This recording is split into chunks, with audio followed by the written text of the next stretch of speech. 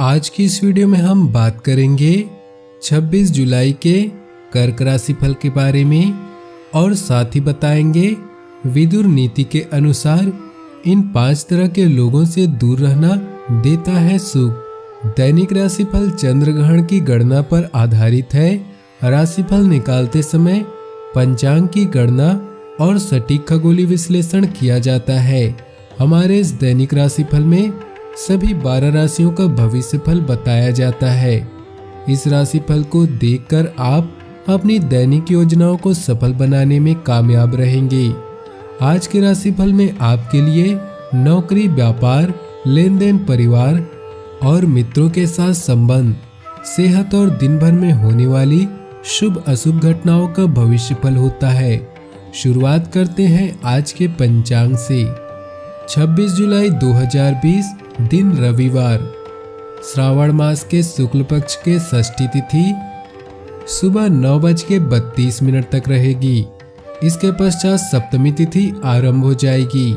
हस्त नामक नक्षत्र दोपहर 12:37 तक रहेगी। इसके उपरांत चित्रा नक्षत्र आरंभ हो जाएगी। सिद्ध नामक योग रात्रि 11:44 तक रहेगी। इसके उपरांत साध्य नामक योग आरंभ हो जाएगी। सूर्य कर्क राशि में और चंद्र कन्या राशि में रहेगा। आज का अभिजीत मुहूर्त अर्थात किसी भी महत्वपूर्ण कार्य को आरंभ करने का शुभ समय दोपहर 12 बजे से दोपहर 12:55 तक रहेगा। आज का राहु काल अर्थात अशुभ समय शाम 5:34 से शाम 7:16 तक रहेगा। इस समय कोई भी महत्वपूर्ण कार्य आरंभ न करें। आज पारिवारिक व आर्थिक मामलों में सफलता मिलेगा। नौकरी व्यवसाय के क्षेत्र में चल रहे नए प्रयास फलीभूत होंगे। सहकर्मियों से सहयोग मिलेगा। कुछ अटके काम भी आज बनेंगे। सायंकाल के समय किसी झगड़े विवाद में उलझ सकते हैं, इनसे बचे, नहीं तो छवि खराब होगी। रात में किसी मित्र या संबंधी से बातचीत कर आप आनंदित हो सकते हैं। किसी मेहमान के आने का भी योग है। माता पिता की सेहत का ध्यान रखें। भाग्य आज 87% साथ देगा। आज आपके नवम भाव में चंद्रदेव का गोचर आपके लिए भाग्यवर्धक रहेगा। मंदिर, धर्मशाला आदि के निर्माण में सहयोग का अवसर प्राप्त होगा। रोजगार के क्षेत्र में सफलता को प्राप्त करेंगे। आपके पराक्रमी तथा कर्मठ स्वभाव की प्रशंसा होगी। कला तथा मनोरंजन के क्षेत्र से संबंधित व्यक्तियों की ख्याति में विस्तार होगा। छात्रों को अपने मित्रों से सहयोग प्राप्त होगा। आज आप में गजब का आत्मविश्वास व ऊर्जा रहेगी, जिसकी वजह से विपरीत परिस्थितियों का सामना करने में सक्षम रहेंगे तथा निजी संपर्कों के माध्यम से आपके कई पर्सनल काम सुचारू रूप से संपन्न हो जाएंगे। उच्च शिक्षा हेतु अध्ययनरत विद्यार्थियों को किसी प्रकार की बाधा उत्पन्न हो सकती है, इसलिए गलत संगति से अपने आप को दूर रखें। इनकम टैक्स आदि संबंधित कोई झंझट खड़ा हो सकता है, इसलिए इन कामों को तुरंत ही निपटाएं। सिर्फ आप जानते हैं कि आपके लिए क्या बेहतर है, इसलिए मजबूत और स्पष्टवादी बने तथा फैसला तुरंत ले और उनके परिणामों का सामना करने के लिए तैयार रहें। व्यापार में आज अच्छा खासा मुनाफा होने की संभावना है। आज के दिन आप अपने बिजनेस को नई ऊंचाइयां दे सकते हैं। शाम के समय सामाजिक गतिविधियां उससे कई बेहतर होंगी जितनी आपने उम्मीद की थी।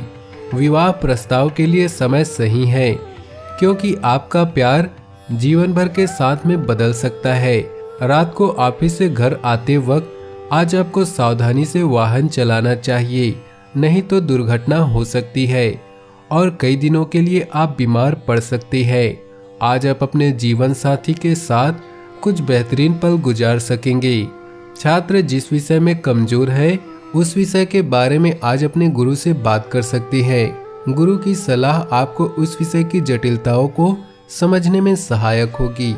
प्यार और परिवार की बात करें तो बाहर से कुछ शुभ समाचार मिलने से मन प्रसन्न रहेगा। बड़े भाइयों का विशेष सहयोग आपकी उन्नति का कारण बनेगा। परिवार में सुख समृद्धि के लिए व्यय करेंगे। जीवन साथी से रिश्तों में मधुरता आएगी। माता से सभी प्रकार का सहयोग प्राप्त होगा। प्रेम जीवन में नवीन संबंध स्थापित होंगे, स्थायित्व आएगा। आज आप उन लोगों से मिलेंगे जिनके कारण आपके जीवन में बहार है। विवाह के इच्छुक लोगों के लिए समय उपयुक्त है। जल्द ही सहनाई बजने वाली है। कानूनी समझौता या टाई अप से लाभ होगा। प्यार और काम हर तरफ से यह दिन शुभ है। आज अपने जीवन का अर्थ जानने और शांति पाने में अपना ध्यान केंद्रित करना चाहते हैं। कोई भी समस्या है तो अपने साथी को कॉफी पीने ले जाएं और दोनों मिलकर चीजों को आसान बनाएं। एक दूसरे के साथ समय बिताने से आप उत्साहित और आरामदायक महसूस करेंगे। आज थोड़ी देर बैठकर अपने भविष्य के बारे में सोचें। व्यवसाय, कैरियर और आर्थिक राशिफल की बात करें तो व्यापारिक क्षेत्र में भाग्योदय, लाभदायक योग बना रहे हैं। इनका भरपूर सदुपयोग करें। धीमी गति के बावजूद कारोबार में लाभदायक स्थितियां रहेंगी। नौकरी में सहकर्मी ईर्ष्या व जलन की भावना से आपको कोई नुकसान पहुंचा सकते हैं, इसलिए बहुत अधिक सावधानी रखने की आवश्यकता है।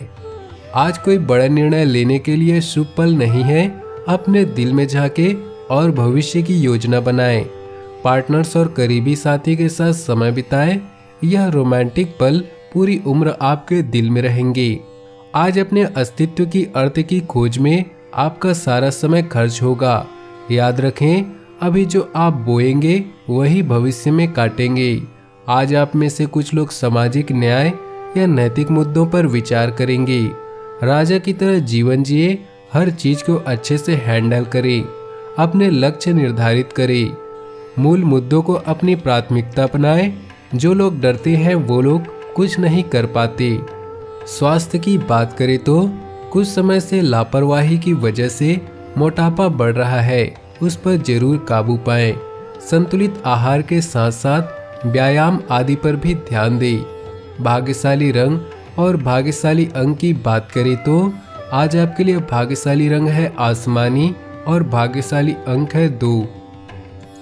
महाभारत के सबसे बुद्धिमान और ज्ञानी लोगों में महात्मा विदुर का नाम आता है। न सिर्फ पांडव बल्कि कौरव भी इनका पूरा सम्मान करते थे। महात्मा विदुर राजनीति के साथ साथ युद्ध कला में भी माहिर थे।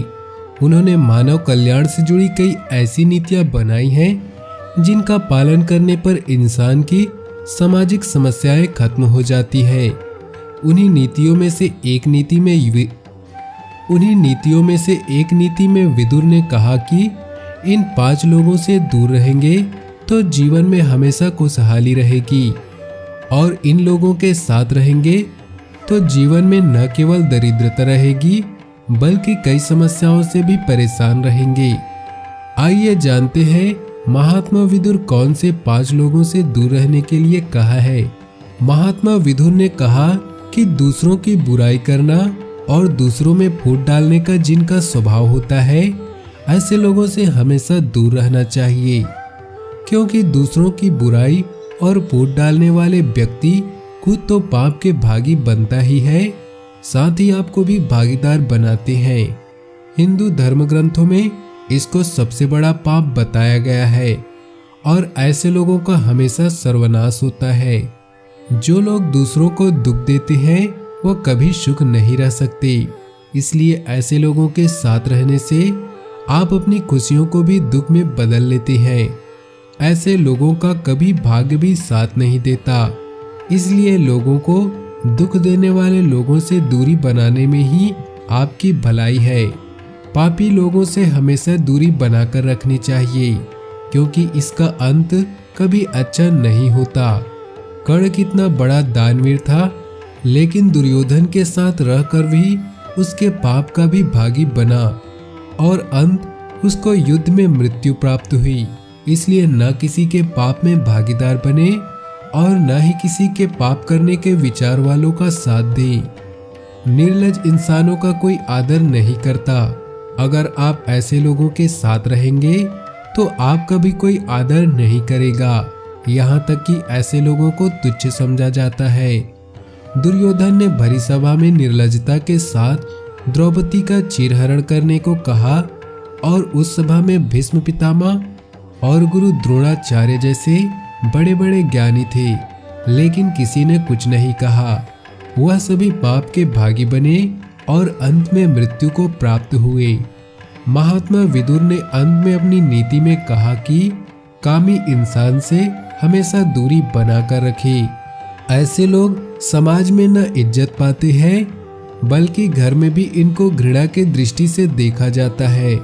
इसलिए अपना और अपने परिवार का सम्मान बनाए रखने के लिए हमेशा ऐसे लोगों से दूरी बनाकर रखें।